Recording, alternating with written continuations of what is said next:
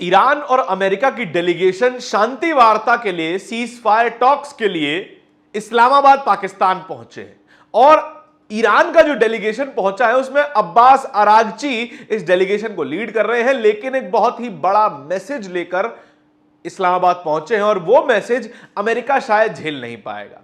America के लिए वो मैसेज लेकर पहुंचे हैं जो कि अमेरिका को शर्मिंदगी में डुबोने के लिए काफी है। जो अमेरिका पूरी दुनिया में कहता फिर रहा है कि हम ईरान की बेहतरी के लिए उस पर हमला कर रहे हैं, वहां पे रिजीम चेंज होगा तो वहां के लोग खुशहाल होंगे, लेकिन जो अमेरिका के असली चेहरा है उस चेहरे को लेकर पहुंचे हैं, उस तस्वीर को लेकर पहुंचे हैं जो दुनिया भर के सामने अमेरिका को एक्सपोज करने वाला है, इजराइल को एक्सपोज करने वाला है। ये जो पीस टॉक्स हो रहे हैं वो पाकिस्तान में हो रहे हैं और पाकिस्तान में तमाम बड़े शहरों में आवाजाही को लगभग शून्य कर दिया गया है, क्योंकि अंदाजा है कि इस पीस टॉक्स के दौरान कोई ना कोई हमला हो सकता है। सेफ्टी के मद्देनजर, दोनों ही देशों की डेलीगेशन की सेफ्टी के मद्देनजर तमाम बड़े शहरों को बंद कर दिया गया है। पाकिस्तान की राजधानी इस्लामाबाद भी लगभग लॉकडाउन जैसी स्थिति में फिलहाल पहुंच गई है। अभी से कुछ देर पहले ही, आज सुबह तड़के ही ईरान की डेलीगेशन पाकिस्तान पहुंचती है। उसके कुछ ही घंटों बाद जैसे ही सूरज निकलता है तो अमेरिका की डेलीगेशन, जिसकी लीडरशिप जेडी वांस कर रहे हैं, वो जो है पाकिस्तान पहुंचती है। क्या होगा इस पूरी पीस टॉक्स में, क्या है वो तस्वीर जो अमेरिका को शर्मसार करने के लिए काफी है और अमेरिका को एक्सपोज करने वाली है, इसी के बारे में इस वीडियो में चर्चा करेंगे। साथियों नमस्कार, मेरा नाम धारण है, आप नेशनल दस्तक देख रहे हैं। अमेरिका इस पीस टॉक्स के बाद एक्सपोज होने जा रहा है। पूरी दुनिया में वो तस्वीर अमेरिका की दिखाई देने वाली है जो तस्वीर बेहद भयानक है। जो अमेरिका फ्रीडम की बात करता है, जो अमेरिका फ्रीडम ऑफ एक्सप्रेशन की बात करता है, डेमोक्रेसी की बात करता है, लोकतंत्र की बात करता है, वही अमेरिका के हाथों में, अमेरिकी सरकार, अमेरिकी सेना के हाथों में छोटी छोटी बच्चियों का खून लगा हुआ है। वो बच्चियां जो कि एक आम दिन पर आम तरीके से अपने स्कूल जाती हैं, पढ़ाई कर रही होती हैं, प्लेग्राउंड में खेल रही होती हैं, वहां पर एक अमेरिकी मिसाइल गिरती है और वो बच्चियां मारी जाती हैं। कितनी बच्चियां? 165 बच्चियां, छोटी छोटी बच्चियां जिनकी औसत उम्र 5 साल या उससे कम बताई जा रही है। प्राइमरी स्कूल की बच्चियां हैं वो, और ऐसी 165 बच्चियां अमेरिकी एयर स्ट्राइक में मारी जाती हैं। लेकिन इसके बारे में ना तो अमेरिका बात करने को राजी है, ना अमेरिका इसको स्वीकार करने को राजी है, और ना ही इजराइल इसको स्वीकार करने को राजी है। दुनिया भर में यह डंका पीटा जा रहा है कि देखिए, अमेरिका अपनी ताकत के दम पर एक रिजीम को बदलने जा रहा है, एक ऐसे देश को रोकने जा रहा है जो कुछ ही देर में, कुछ ही दिनों में न्यूक्लियर बॉम्ब बना लेगा। और पूरी दुनिया में हवा फैला दिया गया कि न्यूक्लियर बॉम्ब को रोकने के लिए, एक और देश को न्यूक्लियर शक्ति बनने से रोकने के लिए यह हमला किया जा रहा है। और अगर ईरान ये न्यूक्लियर बॉम्ब बना लेगा तो दुनिया भर के टेररिस्ट ऑर्गेनाइजेशन के पास ये न्यूक्लियर बॉम्ब चला जाएगा। इसका हवा दिखाते हुए एयर स्ट्राइक करता है। वो एयर स्ट्राइक एक स्कूल पर जा गिरती है। मिनाब शहर के एक प्राइमरी स्कूल में यह मिसाइल गिरती है, जहां पे छोटी बच्चियां मारी जाती हैं।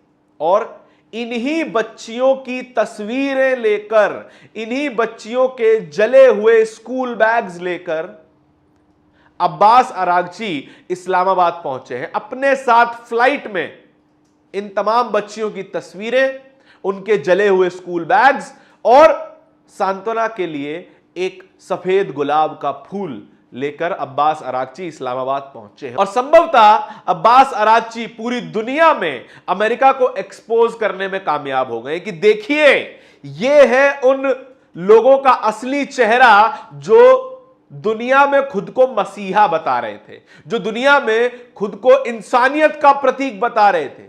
जो देश इंसानियत के नाम पे, आतंकवाद को रोकने के नाम पर इस्लामोफोबिया फैलाता है, बच्चियों की जान लेता है, उनका असली चेहरा यह है जो अब्बास अरागची दिखा रहे हैं। और अब्बास अरागची ने यह काम करके एक ऐसा एक ऐसा तोड़ निकाला है अमेरिका का जो पूरी दुनिया में किसी के पास नहीं था। अब्बास अरागची ने बता दिया है कि कूटनीति क्या होती है, कि एक देश को एक्सपोज करना कितना जरूरी है।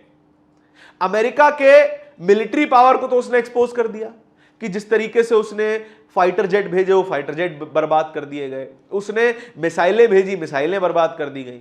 फिर जब चाहा जहां चाहा ईरान ने अपने ड्रोन फायर किए, ईरान ने अपनी मिसाइलें फायर की और सटीक निशाने पे गिराई।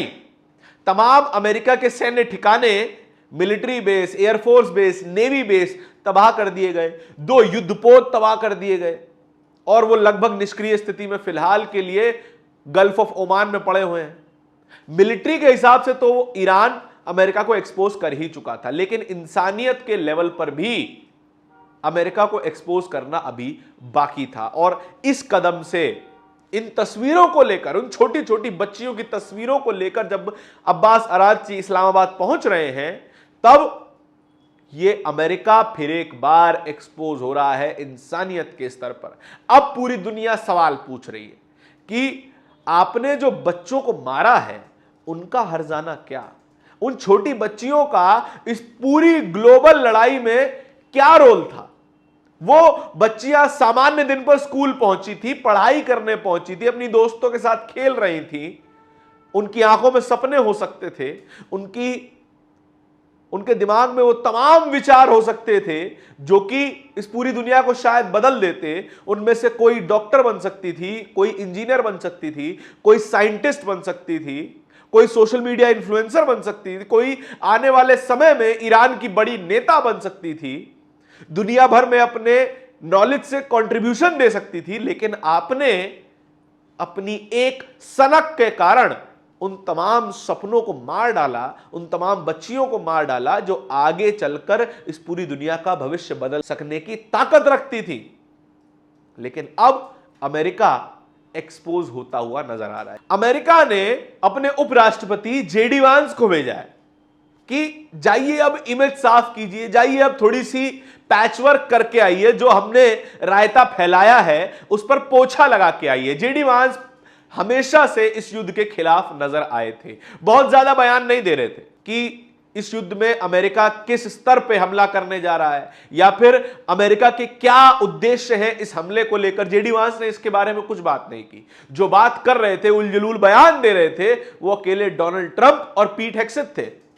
हिम्मत होती तो खुद डोनाल्ड ट्रंप आते, खुद पीट हेग्सेथ आते कि जो रायता हमने फैलाया है उसकी शांति का रायता भी तो हमें ही समेटना पड़ेगा।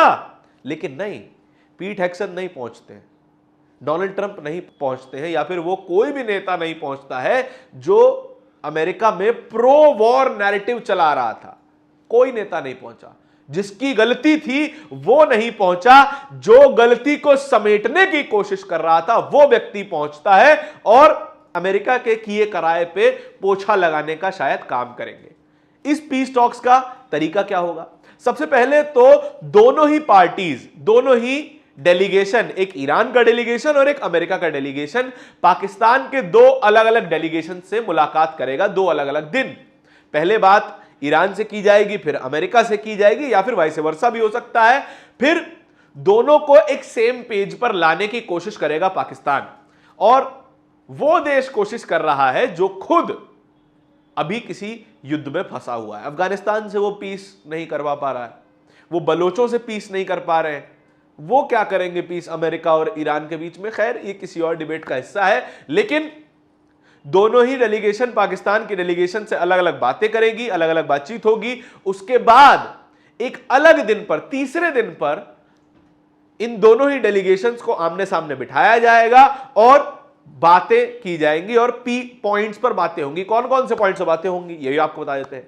जो 10 पॉइंट ईरान ने रखे थे पूरी दुनिया के सामने, ना सिर्फ अमेरिका के सामने, पूरी दुनिया के सामने, उसमें जो मुख्य बातें हैं वो भी आपको बता देते हैं। सबसे पहली, स्ट्रेट ऑफ हॉर्मुज पर एकाधिकार। ईरान चाहता है कि स्ट्रेट ऑफ हॉर्मुज से जो भी ट्रेड होता है उस पर उसका कंट्रोल होना चाहिए, उसकी नजर होनी चाहिए, और उससे वे एक ट्रांजिट फीस वसूलना चाहते हैं जो कि उनकी इकोनॉमी में बड़ा बूस्ट देने वाली है। बताया जा रहा है कि ये जो टोल होगा, ट्रांजिट फीस होगी, वो $2 मिलियन पर शिप पर हो सकती है या फिर पर बैरल पर ये फीस वसूली जा सकती है। करीबन $20 से $30 प्रति बैरल तेल पर यह फीस वसूल सकता है ईरान। और इसके अलावा क्या कि जितना भी नुकसान अमेरिका और इजराइल ने इस युद्ध में किया है, इन 30 या 35 दिनों में किया है, उसका सारा हर्जाना भरना होगा। जो ब्रिजेस उड़ाए, जो तेल के स्टोरेज हाउस उड़ाए, जो उनके मिलिट्री एसेट्स उड़ाए, वो सारे आपको रिस्टोर करने पड़ेंगे, उसका पैसा देना पड़ेगा। उसके अलावा क्या कि हम यूरेनियम एनरिच करेंगे भाई।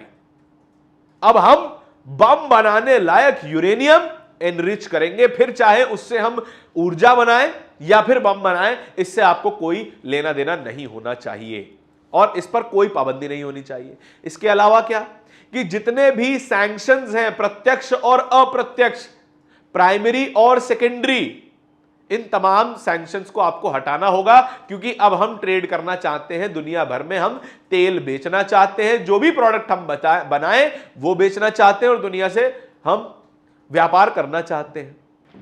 और आखिरी और सबसे जरूरी पॉइंट जो ईरान मनवाना ही चाहता है कि अब ईरान पे वो बाध्यता नहीं होगी कि वो मजबूरी में डॉलर में ही ट्रेड करे, वो चाहे जिस करेंसी में ट्रेड करे, वो अपनी करेंसी में करे, चाइनीज करेंसी में करे, भारतीय रुपए में या फिर रशियन रूबल में करे, वो पेट्रो डॉलर से अपनी जो डिपेंडेंसी है वो खत्म करना चाहता है।